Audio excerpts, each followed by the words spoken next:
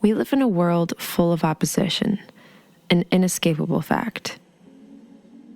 Every situation is made up of two contradictory perspectives: pleasure, pain, expansion, contraction, or, my personal favorite, feminine and masculine.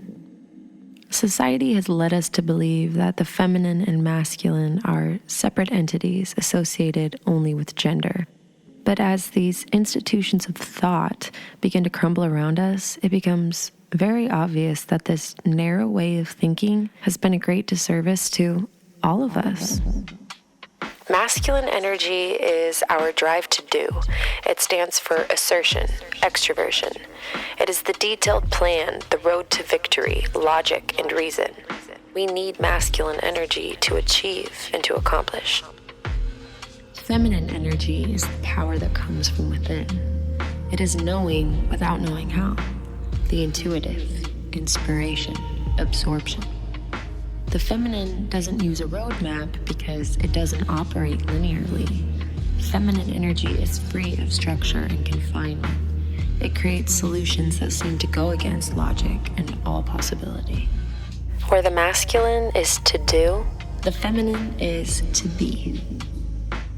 We can see very clearly how these two energies have become so unbalanced in our modern world. We've grown accustomed to thinking through a masculine lens, so much so that the feminine, incapable of being labeled with language or defined by reason, is easily dismissed as powerless, weak, or less than. The imbalance of these energies forces us to live in a world that is full of tension and void of release.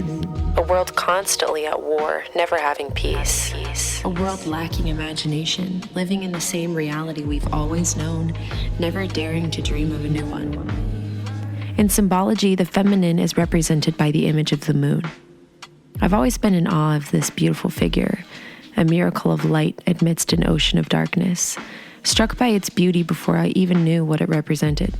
Contemplating the feminine energy and wanting to live in a world that embraces it more, I decided to name my album Moonstruck. Throughout the creation of this album, I embodied the feminine energy for myself, letting the inspiration arrive in various ways, surrendering to the process, creating languidly with no certain expectations. By releasing this album, my intention is simply to put a little more of that feminine energy into a world that seems desperately to need it in this moment. This is my contribution to a future I would like to see, where feminine and masculine energies can meet and work in harmony to create the utopia that we all deserve to live in.